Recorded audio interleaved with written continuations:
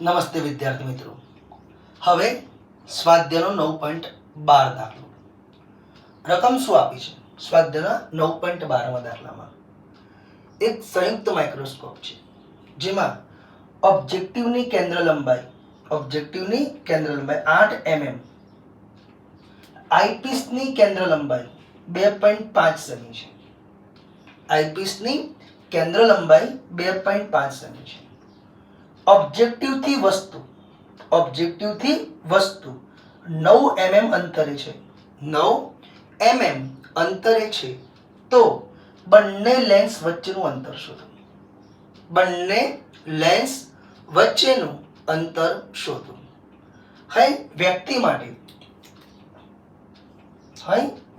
માટે નજીકતમ અંતર 25 સેમી છે. વ્યક્તિ માટે નજીકતમ અંતર 25 સેમી છે. ઉપરાંત મોટવણી પણ શોધો. હું ફરી રકમ બોલું છું. સંયુક્ત માઇક્રોસ્કોપમાં ઓબ્જેક્ટિવની કેન્દ્ર લંબાઈ 8 mm, આઈપીસની કેન્દ્ર લંબાઈ 2.5 સેમી. ઓબ્જેક્ટિવ માટે વસ્તુ 9 mm અંતરે છે તો બંને લેન્સ વચ્ચેનું અંતર શોધો. વ્યક્તિ માટે નજીકતમ અંતર કેટલા સેમી છે? 25 સેમી. એટલે આટલે ક્યાંક 25 સેમી લેવાશે. ઉપરાંત મોટવણી પણ શોધો. પહેલી વસ્તુ, બે લેન્સ વચ્ચે અંતર શોધવું છે. તો આપણે કાલે ભણ્યા હતા 11મા દાખલામાં VO પ્લસ UE. તો બે લેન્સ વચ્ચેનું અંતર શું થશે? VO plus UE. સારું, ચલો નજીકતમ અંતર કેટલા સેમી છે? 25 સેમી. આ બાજુ છે એટલે શું લખાશે? -25. જે આઈપીસ માટે શું બને? પ્રતિબિંબ અંતર બને. ફરી બોલું છું, નજીકતમ અંતર 25 સેમી છે, જે આઈપીસ માટે શું બનશે? પ્રતિબિંબ અંતર બનશે. અને એ પણ આ બાજુ એટલે શું આવશે? -25.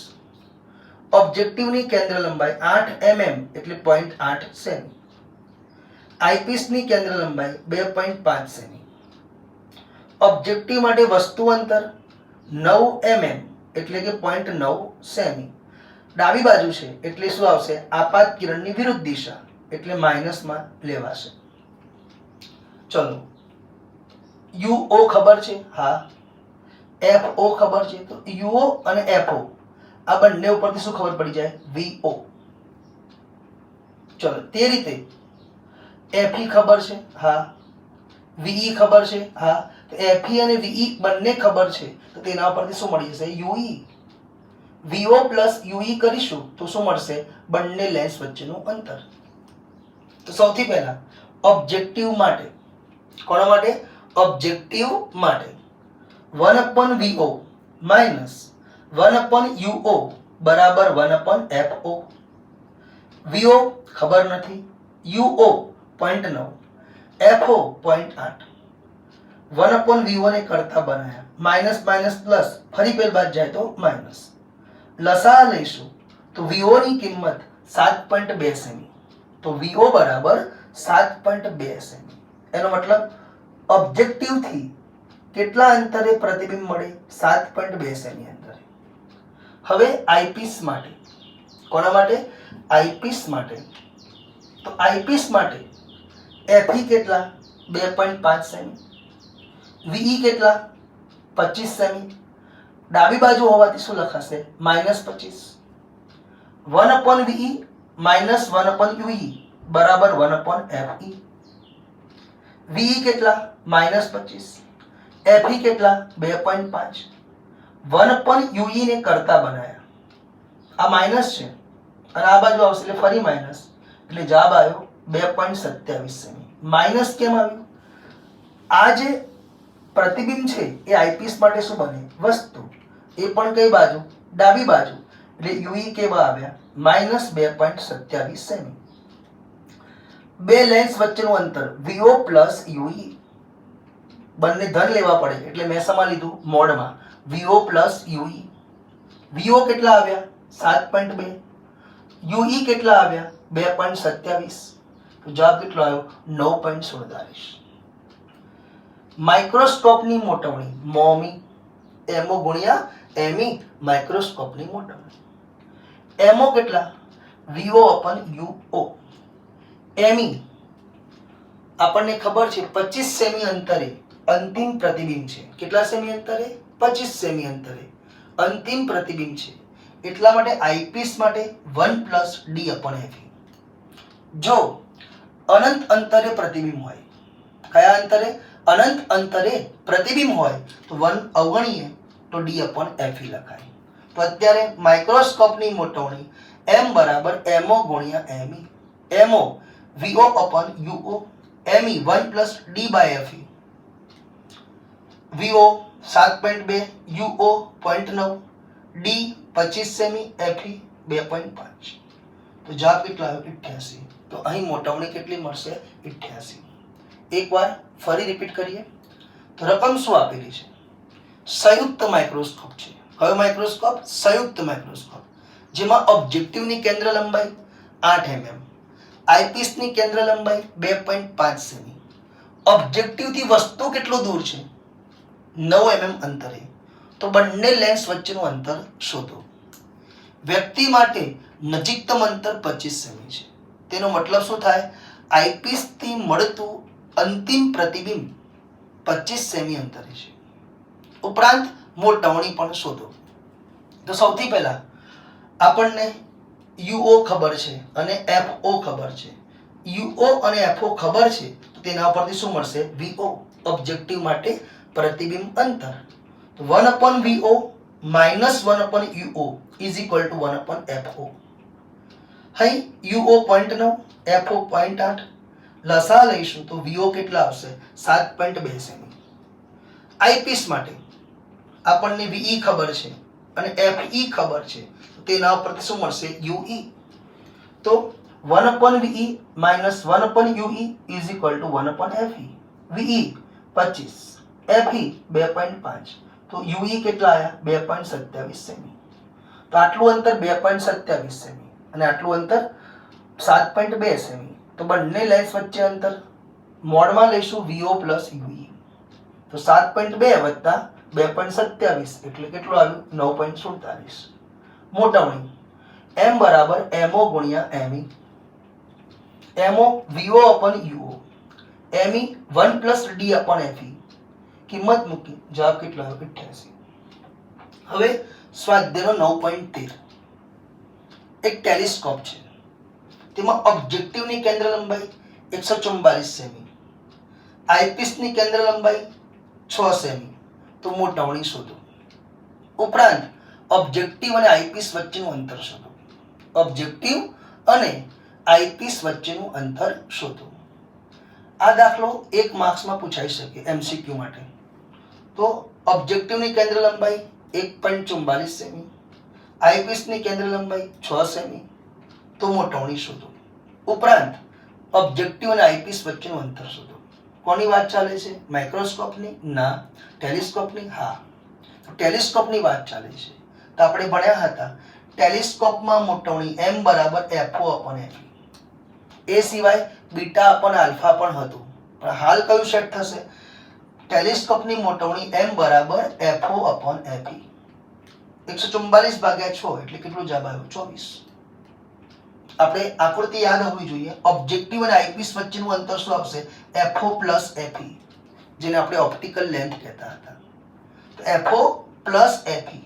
એફઓ બોલો 144, એફઈ 6. તો જવાબ કેટલો આવ્યો? 150 સેમી. આમ ઓબ્જેક્ટિવ અને આઈપીસ વચ્ચેનું અંતર શું આવશે? FO plus Fe. ફરી બોલું છું, ટેલિસ્કોપમાં બે લેન્સ વચ્ચેનું અંતર શું લેવાય છે? FO plus FE. જ્યારે માઇક્રોસ્કોપમાં બે લેન્સ વચ્ચેનું અંતર શું લેવાય છે? VO plus UE. તો માઇક્રોસ્કોપમાં બે લેન્સ વચ્ચે અંતર વીઓ પ્લસ યુઈ, જ્યારે ટેલિસ્કોપમાં એફઓ પ્લસ એફઈ લેવાય છે. હવે સ્વાધ્યાયનો 9.14, જેમાં રકમમાં શું આપેલું છે કે એક ટેલિસ્કોપ છે જેમાં ઓબ્જેક્ટિવની કેન્દ્ર લંબાઈ 15 મીટર અને આઈપીસની કેન્દ્ર લંબાઈ 1 સેમી છે. તો કોણીય મોટવણી શોધો. પહેલો કિસ્સો, ટેલિસ્કોપમાં ઓબ્જેક્ટિવની કેન્દ્ર લંબાઈ 15 મીટર અને આઈપીસની કેન્દ્ર લંબાઈ 1 સેમી છે, તો કોણીય મોટવણી શોધો. ચલો પહેલા 15 મીટર કેન્દ્ર લંબાઈ, આઈપીસની 1 સેમી, એનું મીટરમાં જવું છે તો શું લખાશે? 0.01 મીટર. કોણીય મોટવણીનું સૂત્ર beta upon alpha. Beta upon alpha. પણ હાલ કયું સેટ થશે? FO upon FE. FO 15 metre, FE 0.01, તો કુલ મોટવણી કેટલી આવી? 1500. તો ટેલિસ્કોપની કુલ મોટવણી 1500. હવે તેમાં બીજો કિસ્સો ધ્યાનથી સમજજો. બીજો કિસ્સો શું કહે છે? ઓબ્જેક્ટિવ વડે, કોના વડે? ઓબ્જેક્ટિવ વડે ચંદ્રના પ્રતિબિંબનો વ્યાસ શોધો. કોનો વ્યાસ? ચંદ્રના પ્રતિબિંબનો વ્યાસ શોધો.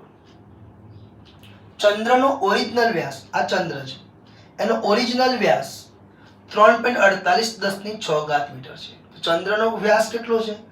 3.48 × 10⁶ મીટર. બીજું, ચંદ્ર કોની આસપાસ ફરે? પૃથ્વીની આસપાસ. ચંદ્ર કોની આસપાસ ફરે? પૃથ્વીની આસપાસ. તો તેની કક્ષીય ત્રિજ્યા 3.8 × 10⁸ મીટર છે. ચંદ્રની કક્ષીય ત્રિજ્યા મતલબ શું થાય? ચંદ્રનું લેન્સથી અંતર. ચંદ્રનું લેન્સથી અંતર 3.8 × 10⁸ મીટર છે. તો ચંદ્રના પ્રતિબિંબનો વ્યાસ શોધો. ચંદ્રના પ્રતિબિંબનો વ્યાસ શોધો. રકમમાં આકૃતિ આપેલી નથી. ફરી રિપીટ કરીએ. ઓબ્જેક્ટિવ વડે ચંદ્રના પ્રતિબિંબનો વ્યાસ શોધો. કોનો વ્યાસ? ચંદ્રના પ્રતિબિંબનો વ્યાસ. કોના વડે? ઓબ્જેક્ટિવ વડે. સૌથી પહેલા રકમમાં ચંદ્રનો ઓરિજિનલ વ્યાસ આપ્યો છે 3.48 × 10⁶ મીટર. ચંદ્રની કક્ષીય ત્રિજ્યા એટલે કે ચંદ્રનું ઓબ્જેક્ટિવથી અંતર, ચંદ્રનું ઓબ્જેક્ટિવથી અંતર 3.8 × 10⁸ મીટર છે. સૌથી પહેલા આપણે સમજી લઈએ. AB કોણ છે? ચંદ્રનો વ્યાસ. A માંથી કિરણ આવશે, B માંથી કિરણ જશે, તો A' B' કોણ આવશે? ચંદ્રના પ્રતિબિંબનો વ્યાસ. તો ફરી AB કોણ? ચંદ્રનો વ્યાસ, રકમમાં આપેલો છે. A' B' કોણ? ચંદ્રના પ્રતિબિંબનો વ્યાસ, જે શોધવાનો છે. સૌથી પહેલા ચંદ્ર લેન્સથી બહુ નજીક હશે કે બહુ દૂર હશે? તો ચંદ્ર લેન્સથી બહુ જ દૂર હશે. તો દૂરની વસ્તુમાંથી કેવા કિરણ આવે? સમાંતર. માટે પ્રતિબિંબ ક્યાં મળશે? લેન્સના મુખ્ય કેન્દ્ર પર. તો ચંદ્રનું પ્રતિબિંબ ક્યાં મળે? લેન્સના મુખ્ય કેન્દ્ર પર મળે. માટે આટલું અંતર શું લખાશે? FO. કારણ કે ઓબ્જેક્ટિવની વાત ચાલે છે. તો બોલો આટલું અંતર FO. લેન્સથી ચંદ્રનું અંતર UO.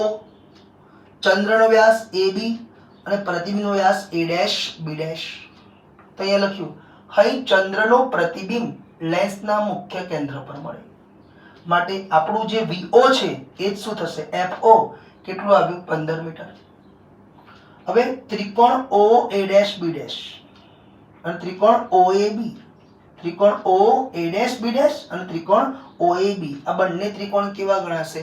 સમરૂપ ત્રિકોણ કહેવાશે. કેવા? સમરૂપ ત્રિકોણ. માટે A', B' અપોન AB બરાબર શું લખાય? FO upon UO. A', B' upon AB બરાબર શું લખાશે? FO upon UO. આપણે A', B' ને કરતા બનાવ્યા, તો AB ગુણ્યા FO અપોન UO. AB ચંદ્રનો વ્યાસ 3.48 × 10⁶. FO ઓબ્જેક્ટિવની કેન્દ્ર લંબાઈ, FO 15 મીટર અને UO લેન્સથી ચંદ્રનું સાચું અંતર 3.8 × 10⁸ મીટર. ગણતરી કરી તો 6 માંથી 8 ઘાત જાય એટલે -2 ઘાત. આટલાનો જવાબ આવ્યો 13.74. તો 13.74 -2 ઘાત લઈ લો તો જવાબ શું આવશે? સેમીમાં. તો ચંદ્રના પ્રતિબિંબનો વ્યાસ કેટલો હશે? 13.74 સેમી. 13.74 સેમી. રિપીટ કરીએ. બીજો કિસ્સો, ચંદ્રના પ્રતિબિંબનો વ્યાસ શોધો. સૌથી પહેલા ચંદ્રનો પ્રતિબિંબ ઓબ્જેક્ટિવ વડે ક્યાં મળશે? ઓબ્જેક્ટિવના મુખ્ય કેન્દ્ર પર. તો ચંદ્રનું પ્રતિબિંબ ઓબ્જેક્ટિવના મુખ્ય કેન્દ્ર પર મળે. માટે આટલું અંતર શું લખાશે? FO. ઓરિજિનલ ચંદ્ર લેન્સથી કેટલા અંતરે છે? એટલે કે એની કક્ષીય ત્રિજ્યા લેવાની હોય. એટલે કે પૃથ્વીથી ચંદ્રનું અંતર, પૃથ્વીથી ચંદ્રનું અંતર એ જ શું લખાશે? લેન્સથી ચંદ્રનું અંતર 3.8 × 10⁻⁴ ચંદ્રનો ઓરિજિનલ વ્યાસ 3.48 × 10⁶ આપેલ છે. તો અહીં ત્રિકોણ OA'B' અને ત્રિકોણ OAB બંને કેવા ત્રિકોણ બને? સમરૂપ ત્રિકોણ બનશે. માટે A'B/AB FO/UO. A'B' ને કરતા બનાવ્યા, AB ચંદ્રનો વ્યાસ રકમમાં આપેલો છે, FO ઓબ્જેક્ટિવની કેન્દ્ર લંબાઈ 15 અને UO ચંદ્રની કક્ષીય ત્રિજ્યા 3.8 × 10⁸. તો જવાબ કેટલો આવ્યો? 13.74 મીટર. કમ્પ્લીટ. હવે સ્વાધ્યાયનો 9.27 તેની અંદર રકમમાં શું આપ્યું છે? એક સંયુક્ત માઇક્રોસ્કોપ છે. કયો માઇક્રોસ્કોપ? સંયુક્ત. જેની અંદર ઓબ્જેક્ટિવની કેન્દ્ર લંબાઈ 1.25 સેમી, આઈપીસની કેન્દ્ર લંબાઈ 5 સેમી અને કુલ મોટવણી 30 આપેલી છે. કેટલી આપી છે? 30. તો પછી તેની ગોઠવણી સમજાવો. ગોઠવણી એટલે બે લેન્સ વચ્ચેનું અંતર, બે લેન્સ વચ્ચેનું અંતર. ફરી રકમ બોલું છું. સંયુક્ત માઇક્રોસ્કોપ છે જેની અંદર ઓબ્જેક્ટિવની કેન્દ્ર લંબાઈ 1.25 સેમી, આઈપીસની કેન્દ્ર લંબાઈ 5 સેમી, કુલ મોટવણી 30 સેમી. તો ગોઠવણી સમજાવો. ગોઠવણી એટલે બંને લેન્સ વચ્ચેનું અંતર શોધો. આપણને ખબર છે કે માઇક્રોસ્કોપમાં બે લેન્સ વચ્ચે અંતર VO + UE, VO + UE, VO + UE. તો આપણે શું કરવું પડશે? FO આપેલું છે તેના ઉપરથી UO અને VO શોધવું પડશે અને તે રીતે આપણે VE પણ શોધવું પડશે. હવે નિયર પોઈન્ટ ડિસ્ટન્સ 25 સેમી આપેલું છે. કયું? નિયર પોઈન્ટ ડિસ્ટન્સ 25 સેમી આપેલું છે. સૌથી પહેલા કુલ મોટવણી કેટલી છે? 30. આપણને ખબર છે કુલ મોટવણી એટલે MO × ME, MO × ME. તો સૌથી પહેલા આપણે ME શોધી કાઢીએ. તો આઈપીસની મોટવણી, કોની મોટવણી? આઈપીસની મોટવણી ME = 1 + D/FE, કારણ કે નિયર પોઈન્ટ ડિસ્ટન્સ 25 સેમી છે. જો અંતિમ પ્રતિબિંબ અનંત અંતરે મળતું હોય તો 1 ને શું કરીએ છીએ? અવગણીએ છીએ. તો આઈપીસની મોટવણી ME = 1 + D/FE. D કેટલા? 25. FE કેટલા? 5. તો મોટવણી કેટલી આવી? 6. આ કોની મોટવણી આવી? આઈપીસની. કુલ મોટવણી કેટલી છે? 30.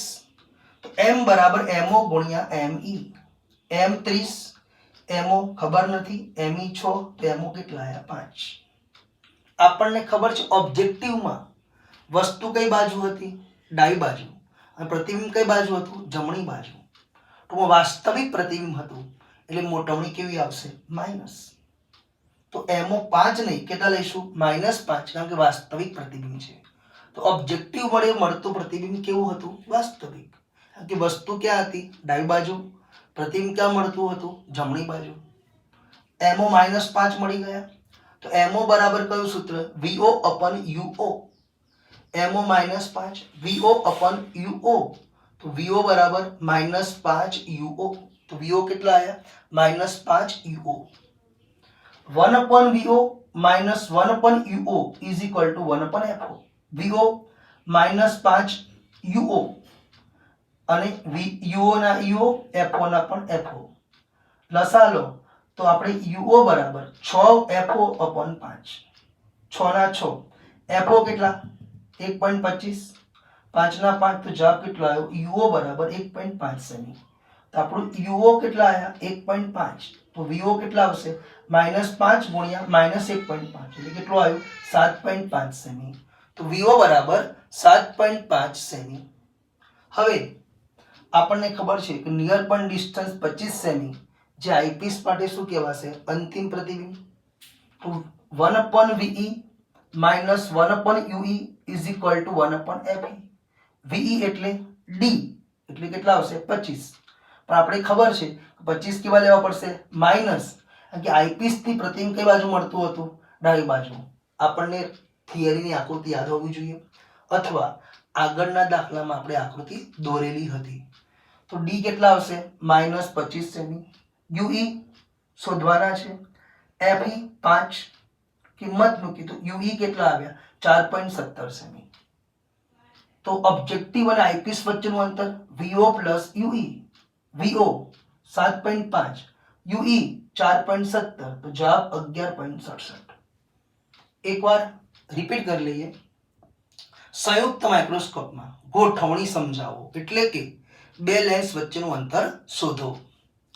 આની અંદર ઓબ્જેક્ટિવની કેન્દ્ર લંબાઈ 1.25 સેમી, આઈપીસની કેન્દ્ર લંબાઈ 5 સેમી, કુલ મોટવણી 30 આપેલી છે અને નિયર પોઈન્ટ ડિસ્ટન્સ 25 સેમી છે.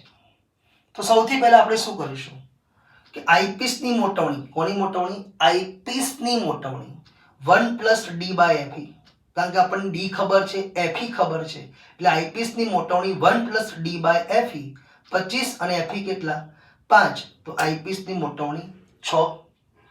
કુલ મોટવણી એમઓ ગુણ્યા એમઈ, એમ 30 એમઈ 6, તો એમઓ કેટલા આવ્યા 5.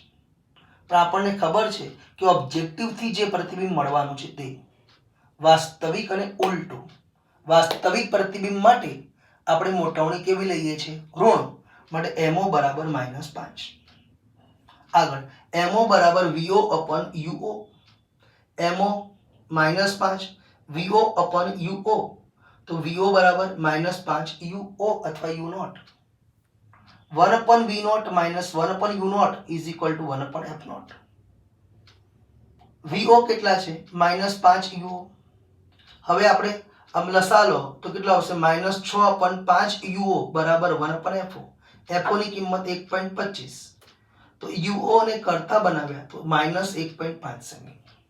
માઇનસ કેમ આવ્યું? ખબર છે કે ભાઈ ઓબ્જેક્ટિવથી વસ્તુ કઈ બાજુ હોય? ડાબી બાજુ. હવે VO બરાબર -5 UO, UO -1.5, તો જવાબ કેટલો આવ્યો 7.5 સેમી. તો VO બરાબર 7.5 semi. 1 upon VE minus 1 upon UE is equal to 1 upon FE. VE એટલે D થશે, UE અને FE ના FE, તો છેલ્લે D ની કિંમત -25, FE 5, તો UE ને કરતા બનાય તો 4.17 સેમી. બે લેન્સ વચ્ચે અંતર VO plus UE. VO 7.5, UE 4.17, એટલે કે 11.67 સેમી. કમ્પ્લીટ.